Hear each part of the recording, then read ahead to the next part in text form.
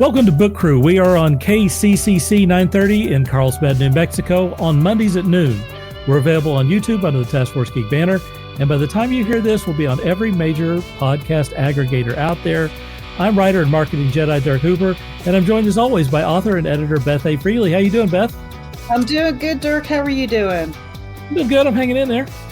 That's good. Let me tell you, my big thing that I've been dealing with and things that I've feverishly talked to you about is whether I'm going to go wide with my next book. I'm so close. I'm like literally maybe hours from loading stuff up to the internet. And the big question that I've had is, do I go wide or do I not go wide? And Did you make a decision? I made a decision. All right. And the decision is I'm going wide. All right. And the reason for that is many different things, but lately the political climate has created a situation where people are boycotting Amazon for whatever reason. And that may or may not affect me, but I went and looked at my numbers and what do you know? It affected me. On the times when they had the boycotts, I had zero reads, zero over that week and then earlier. And the issue is that was about 10 days ago, and there are some reads, but it certainly hasn't recovered to the pre-boycott level, which means to me, it seems like Amazon is not feeding the numbers that it was even a year ago. Well, I looked at my all-time numbers. I showed those to you, Beth. And it seems like there were, if you look at the graph, something happened in 2019 where I was going up, and then it started going down again. And then it happened again in 2024. Again, I kind of dipped down a little bit and it started going up again, up, and then it hit 2024, which was last year. It has nothing to do with the boycott.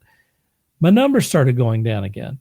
And so this latest boycott thing and people deciding, I don't know if I'm going to be buying stuff from Amazon or not.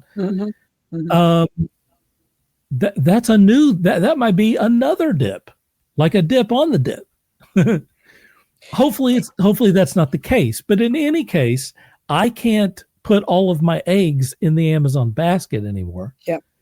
Now, that may not be the case with other stuff, but the stuff that I write, which is erotica, the crowd that reads that are the people who are doing the boycotts. There's no doubt about it. Because I can look at the ones on Amazon. My numbers. Yeah, I can look at my numbers and I can tell. So I've been reading a book, and I want to. Oh, go ahead. No, go ahead. You first. Oh, I wanted to say I was reading a book called "Wide for the Win" by Mark Leslie Lefebvre, and that's something that I've been reading all the way coming up to. I mean, I only have one book out, folks. So I'm about to release my second book. It's a big deal to me. So, well, any book release is a big deal regardless. Of course.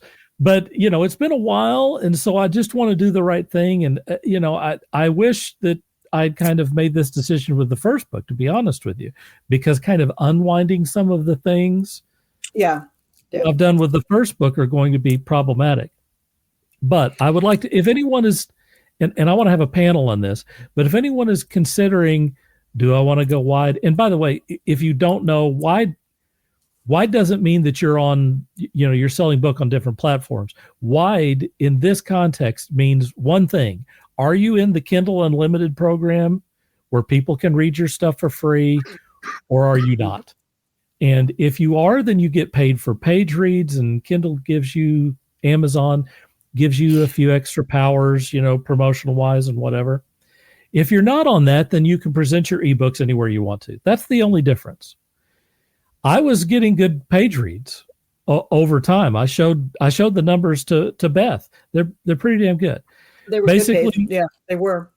Yeah. I mean, particularly about 5 years ago, they were super great.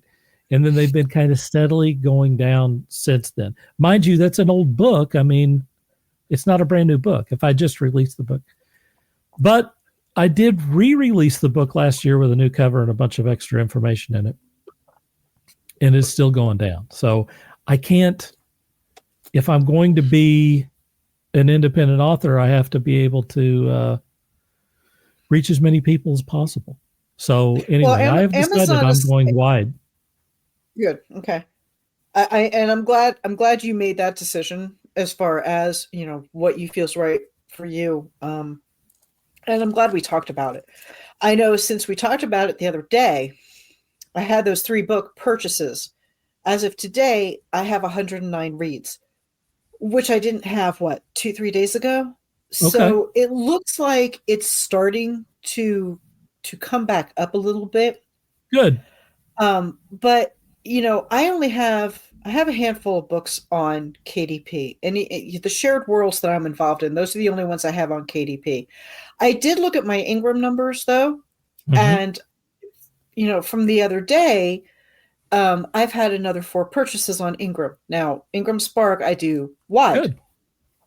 Yeah. And of course, 2 of the books were Dorian and 2 of the books were Taming the Rancher's Daughter. So that's a surprise hit. It is. And it's the ebook sales on Taming the Rancher's Daughters that's getting the hits. So I'm not complaining whatsoever. Yeah. But Amazon keep changing their algorithms. They keep changing how they're paying independent authors. And man, I'm with you. I cannot in good conscience put all my eggs in one basket with Amazon KDP and Kindle Unlimited. I just can't do it. I just don't.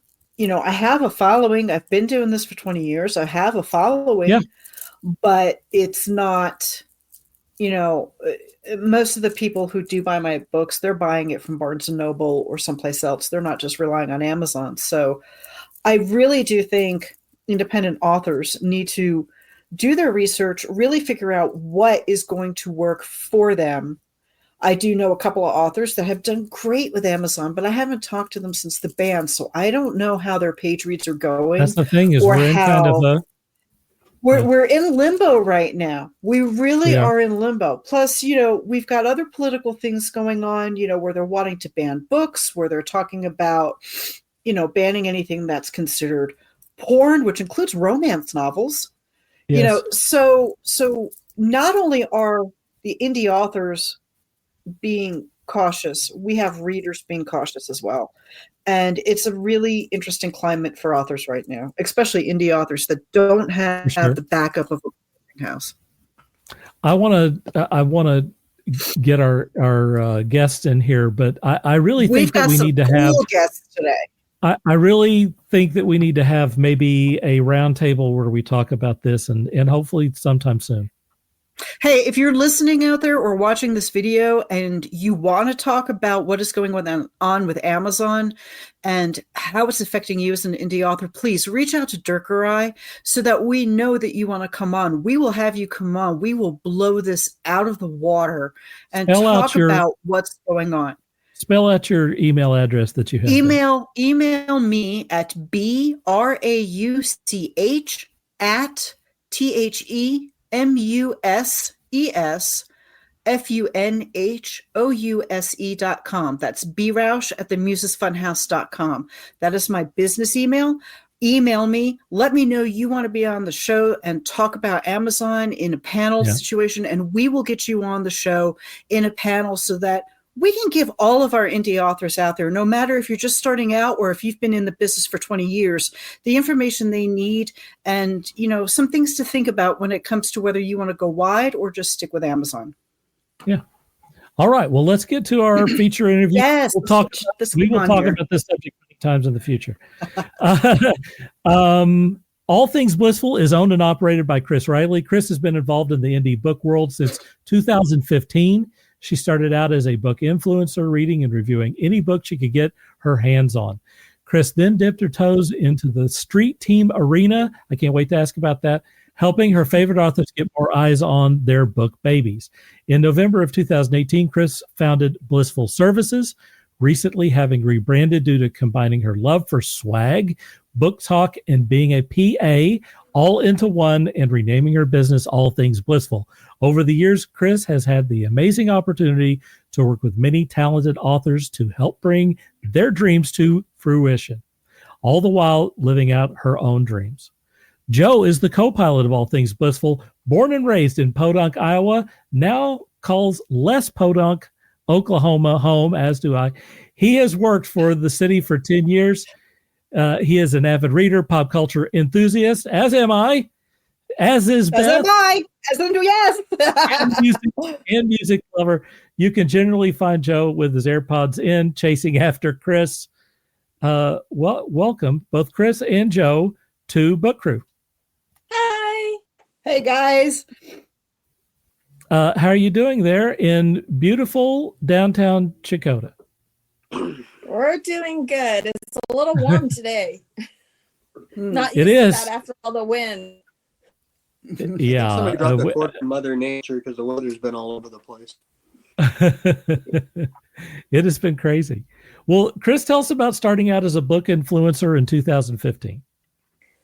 Well, I started my blog in 2015. I'd actually been reviewing for a couple months before that, and I honestly started my Blissful Books, my blog at the time, just because I wanted to talk about books. No one around me read, nobody talked. It was basically me just throwing my words out to the void, and if anybody read it, they read it. And then slowly from that, some of the authors started reaching, wanting me to read them and, help promote, which is into street teams. And that street team experience ended up with me being the PA for that author. And then, oh wow, I ended up taking 2-3 years sabbatical from everything because we lost my father, my nephew, and my father-in-law in 4 months, and wow, nothing was fun. I needed to step away. Sure. And then whenever I came back to Blissful Services, I went full stream ahead, and now I've turned it into everything that it slowly became. Right. Well, what it became is All Things Blissful. Yeah. And tell us what All Things Blissful is. All Things Blissful is I do swag, I do PAing, and book talk. I love to talk about books. I love to spread that reading is knowledge. And if there's one thing nobody can take from you, it's your education, it's your knowledge. Yes, the only one who can take that from you is you. So, that's just to talk about books. That's how it started. And when no one around me was reading like I was reading or reading what I was reading, I had to find a community that was. And I slowly found that on Facebook and grew from there. I got very blessed with the authors that I have reached out and I've worked with. I've worked with some amazing authors. I've helped them get their orange ribbons from Amazon. I've been beside them when they got the USA Today best-selling authors, and some of them I have been with since they started. I have a friend started her author journey the same exact day that I started my blogging journey. And I was her first reviewer. She was the first author that ever came and asked me, hey, do you mind reading this? You've had a few authors come up and say you were their first reviewer. Yeah, I guess I've been in quite a few their first review. But it just came from my love of reading. I've always loved to read, and I love spreading that. And that's awesome. What genres do you read? I'll be honest. From 2018 till now has probably been straight up paranormal or romantasy. And I don't even need the romance in it. I need a good story with dragons and witches and just take me totally away from everything. Well, how long? Go ahead. How long has romantasy been a thing? They've only called it romantasy for like a couple years now. I'm not even sure it's been a couple of years, and maybe a year. I mean, that's really super recent, isn't it? It's fairly recent, yeah. It's been very short, and to me, It's, I'll be But it honest, couldn't be more I- hot. I mean, it's the yes, the genre thing right now. It is. Which I It get is. it. Well, You if know. you stop and think about it, I mean, romanticy actually, in its own weird way, goes all the way back to Tolkien. I mean, Yes. Arwen and Aragorn, Sure. they're Yeah. yeah. That's one of the But that's one of the nobody calls best. it romanticy simply No, because they, it was epic. It was an epic adventure, and yep. then there was a little bit of romance, and that's kind of how I see romance is I've got to have that story. I've got to have that plot. There's a romance within it, great. But I really got to have that world building. Yeah, in it. I'd just be kind of an outsider looking in at the romance industry. There's kind of a taboo a lot of readers get with romance. I don't think they fully understand. There's a plot line behind it too. But I to think me, Yeah, need there to be is. old There is. dime store romance novels with Right. Fabio on the cover. Fabio. Sure. I mean, romance is right. Romance is And I think I got developed quite a inherited bit them, so. in the last 10, 15 years too. For Yeah. sure. It has. It has expanded and honestly, self-publishing is a big part of that. It Right. is. It is. It really is. When I first got back into reading after taking like years off from reading, I found like Abby Glines and, Tamara Weber and Colleen Hoover. Those are who first started getting me back into reading. But I have honestly moved on from them. A lot of their stuff now, I look back and I'm like, I'm thankful I had it during that time because it brought me back my love, but Right. I just, my tastes have changed so much. And now whenever you hear someone say, read romance, it gets a snare, or I write romance. And I'm like, they're like, well, people look down on me when I say I write romance. Say it louder. Yeah. Exactly. Well, yeah. Say it louder. People. Say So it louder.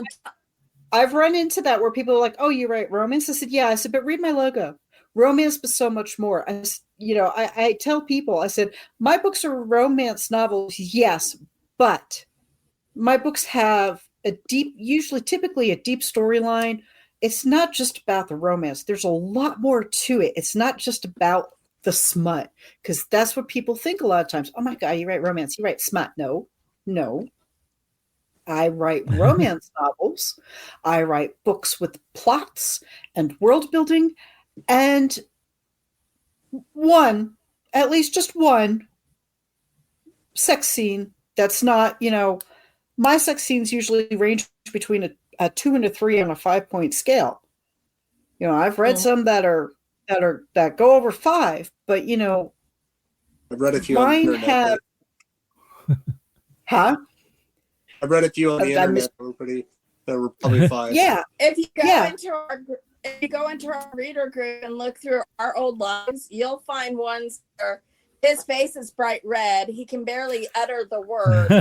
And everybody, that's what It became between authors to see who could come up with something worse for me to read.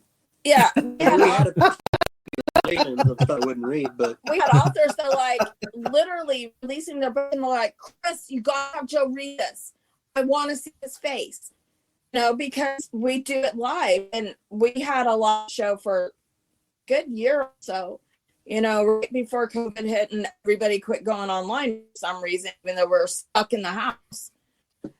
But we would go live and we would have 50, 60, 70 people in our group laughing at Joe. That's why they came. Yeah. We had hashtag poor Joe, because it was always a thing to see how red we could get him to go. And he has the mentality of a 12-year-old boy when he's reading these scenes. The mentality of a 12-year-old boy when I write them. That's the fun part for us, is because while we're reading them, we always ask the authors to come in. We never have read where the author was not there. And we would tell them up front, we will laugh, we will joke, even during the most serious scenes, because that's who we are. Yep. And he would say, some bodily words, and his face would go red, and he'd start laughing. Yeah, there's certain words I couldn't get through. And I always wanted the authors to know I'm not making fun of what you wrote in the sense of how it's wrote. It's just what it is. You know what I mean? But, you know, that was one of our ways of being able to spread the word of those authors, who they were. You know, we used to do a spotlight author once, I think it was once a week, and I would write out, I mean, we started once a week, then we went to once a month. Yeah, because it just became too much. But I would write out 10 questions for them to put, you know, and they weren't your, how did you start reading? You know, how did you do this? It was, you know, why have you chosen certain course? You know, why, how did this affect you in your life? You know, and I tried to get deeper into it than your typical, do you write, you know, romance? What genre, you know, everybody knows stuff. You can find that out looking on the bio. We'd avoid questions like, who's your favorite character that you wrote? I mean, we throw some of them in, but that's not the jokes of the meat of the. Yeah, the whole. I couldn't even interview. I couldn't even answer that. I couldn't even answer that simply because I love all my characters. Well, we were trying to avoid what they got asked all the time. Yeah, and I have to give Kris credit. She would do her research on, you know, who she's. If she wasn't familiar with the author, she'd do her research and come up with really good questions. But that was the other thing, is a lot of the people that we put out there, we didn't know personally. They weren't friends of ours. They were authors that were, you know, we did a sign up. If you want to be spotlighted, sign up. It was first come, first serve. You know, we have never handpicked who we think we should be putting out there. If you're a new author, we want to help you get out there. We want you to get views. It didn't even have to be limited, you know, to one genre. It wasn't even just romance exclusive. It was just whatever you write. Like, you know, I don't read romance. I'm an biography, you know, history. That's what I can't read. I listen to because I drive a lot. But, you know, it was whatever you wrote.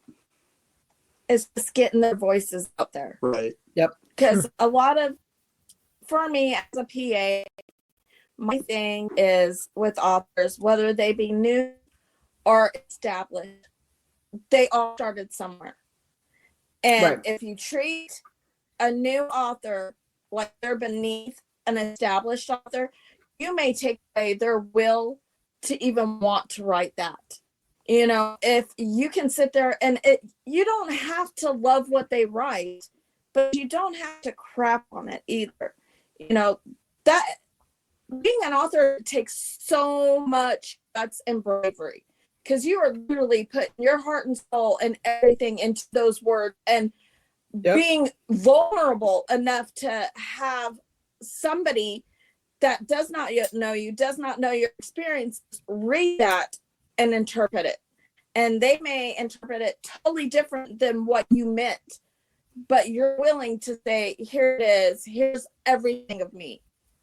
And you don't ever know if that's going to be good criticism, bad criticism. And there is a way to deliver bad criticism constructively, where an author doesn't feel like they have just had a gut punch. Right. You know, but sadly, book influencers have lost that. And they have lost the being able to go to an author and say, hey, you know, you might want to tweak this because it's just not going to hit right. You know, instead they take to Facebook, TikTok, and just, they did this.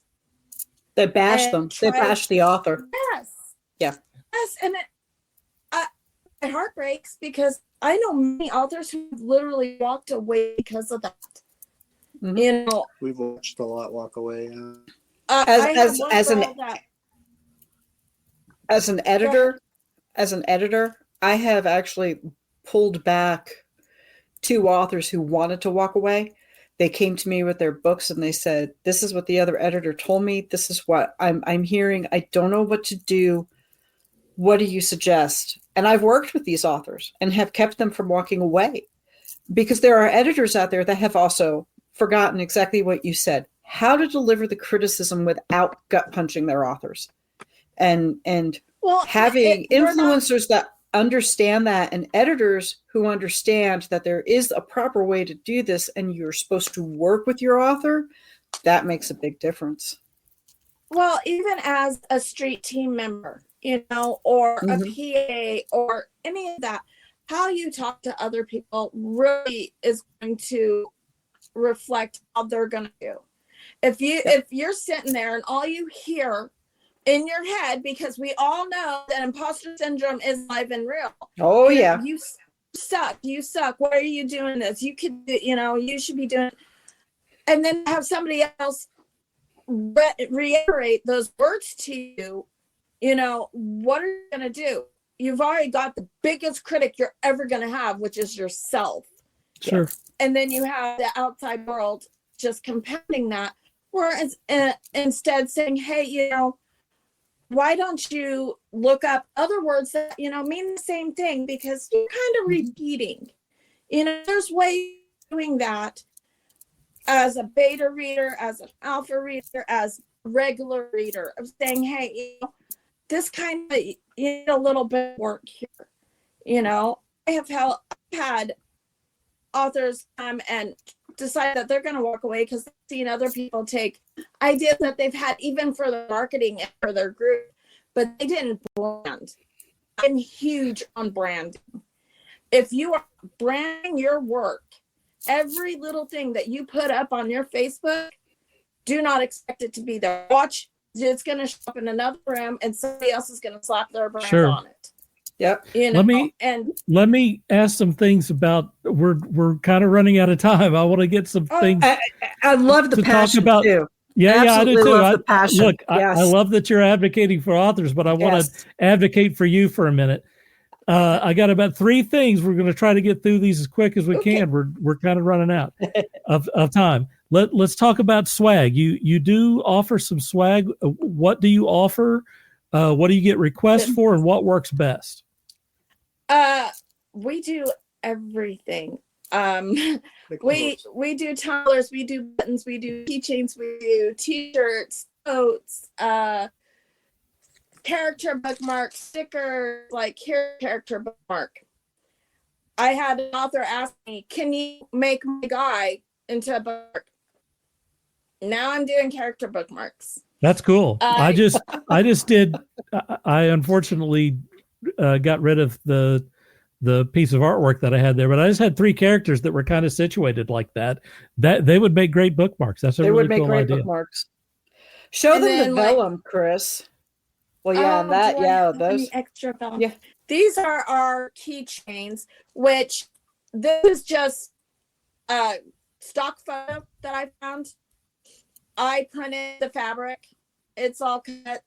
Did all that. I don't know if you have any anywhere. I don't know if I have any vellum anywhere. What works best? I mean, what is the thing that people, when they see it, they go like, oh, I got to have one of those, or that gets shared the most, or whatever. What's the best swag thing? Bookmarks, keychains, pins, stickers, small things that let's be honest, we go to science, we're carrying a crap ton. So if it's something small they can slip in their pocket, right? That works great. Yeah. I know some are doing tumblers. We just started doing blankets, like throw blankets with your logo on them. Do you sell those? You sell blankets? Yeah. We also sell stuff that's not necessarily to authors, but also makes swag that's just book related. And we also sell at medical dispos here in Oklahoma. So we're in a 420 culture as well. So that, anything that is out there, I'm going to find out how to do it. Nice. We have a lot coming to. Yeah, we have laser engraving coming. We have screen printing coming. Ooh. Soon we'll be offering spray edges. I can do foiled edges. I mean, Are you doing the foiled edges now? Or are you getting I'm set still to? perfecting it. Okay. Will not do it until I can send out quality. That is my Sure. only thing. Quality over quantity. We even have flasks. Yeah, we even have flasks, drinking flasks. Cool. We do sample packs where they, for so much, they get 5 different items where they see what it looks like, how it feels, so that they know the quality and not just, hey, give me a bunch of money and you might get what you want. Let me Also let me very ask next. transparent on that. Let me ask next about street teams. Mhm. What in general, I think a lot of people have confusion over what street teams are supposed to do for you. So can you kind of give a general idea of what you ask of street teams, and then maybe some advice on how to create them? Street teams are supposed to be the ones that are out promoting you. When you have a new release, they should be singing it from the highest mountains. I mean, they should be going, hey, have you read? They're the ones out there spreading the word. And most street teams are not your PA. They're your readers, your followers, the very devout of the devout, you know. They are the ones that have the biggest voice, because if they're real readers of yours, they know your every bit of the story. They're going to be able to say, hey, you should be reading this because of, you know, it goes along with this. And what they do is they go into your promo groups and they promote. They go on all of their social media and shout it out. Some PAs and authors, they'll do like the person who has posted the most, you know, post links, you get a prize. There's different ways of bringing that in, but it's generally your most devout followers. And that's hard at times when you're new to find those people, but as you keep growing, Right. watch who's commenting on your feeds. Watch who's, you know, leaving those reviews and leaving those recommendations of your name, because those are who you want on your street, because they're already doing that job. They're already saying, hey, look at my author, and you're not even their author yet. You know, that's how you build that interest. And my first street team, I knew, crap. I went in just being a reader, and they were like, this is how you do it. And I was running the street within 2 months, you know, and it's just finding those people, having those people go out, and even if it's having them comment on your Facebook, you know, getting into the comments, engaging people. You know, I do it in my reader group. I'll go in and, you know, I'll say, what are you guys reading? I'll go through and I'm asking them questions. What's the genre? You know, how are you liking it? Because even that little bit is getting your name out there more. Sure. You know, Right. and it's just that simple. Ask the question, well, how are you liking it? You know, what's your favorite part of it? You know, but street teams can be a brilliant way of getting your name as an author out there if they're ran right. You know, and because but as with any team, you're going to get people that are there for the freebie, or, you know, something in it for them. Yep. Right. But when you get your devouts, they're going to be the one buying your book, not asking for that art, you know, or if they get an art, they're still buying a physical copy, you know, and that's Right. who you want to be promoting you. They're just as passionate about your work as you are. For sure. Yeah, for sure. Very briefly, what advice do you have for authors who are trying to get their name or book out there?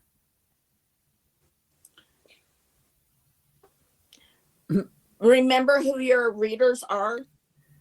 I don't want to say don't show where your passion lies, because as we know, this political field, you know, that can go both ways. Yep. But without being overly pushy. yeah, be pushy without being overly pushy, you know. You can also push people away. But be sure. authentic. Be authentic. Go in and actually try and communicate with your readers. Don't make it where, hey, here's my book that's for sale, and that's it. Because in your reader groups, that's where you're building that community. You need that community. So be authentic, be real. Keep your private life private, though, because sadly, in this world, you can't. We've seen too many people be stalked and all that. I'm Keep your sure. private life private. Yeah. So. All right. We're out of time. So let me ask you, where can people find you on both your website and social media? Allthingsblissful.com is our website. We do have a shop coming soon. I just have to get everything input. And then we have our reader group, All Things Blissful, on Facebook. You can. We have a promo group, Blissful Promos. We have a swag group, ATB Author Swag, and we're always blissful on all of the other socials. All right. Is there anything else you want to add before we wrap it up? No, except for I got to go check out your book now, especially since you got that second one coming out. You got to. I will definitely. I'll do it. Send me the promo. All right, I will do it. Yeah, I worked on the blurb today, as a matter of fact. Just send it my way, and I'll blast it. Awesome, thank you. That's what I want to hear. That feels so good to hear that from someone. That's what we need to do, though, is we have to help each other. Yeah. Yes. That's what this community started out doing, and we have to get back to it. Peter, if so you want true. to help any author, just make sure you're making their posts, comment. The more interaction they get, the more it gets pushed out there. Yeah. Perfect. And perfect. Heart their posts. Their posts. Yeah. Doesn't any little interaction with your authors do it. Kris and Joe, thank you for being on here. Thank you for having us. Oh, for sure. I'm so glad you guys decided to come on. Beth, I had to do it. I just had to get it. Beth, tell us where we can find you. Hey, you can find me at Beth Ann Freely, BethanneFreely.com. That's my website if you're looking for my books. You can also find me in the usual social media haunts at B.A. Freely. You can check out my link tree, B.A. Freely, and you can also find me at themusesfunhouse.com. All right. I'm at writeworks.dirkhooper.com. That's DIRKHOOPER. You can find me almost everywhere on the internet at Dirk Hooper. You can also find me at the Muses Funhouse. And my pen name is Asher Lake. So you can find me at asherlake.net. That's it. Before we go, I want to say that Beth A. Freely is offering editing and book trailer services, and I'm offering author branding and social media management at themusesfunhouse.com. Thanks to our guests, Kris Riley and Joe. For Beth A. Freely, I'm Dirk Hooper saying dream hard. Thanks, guys.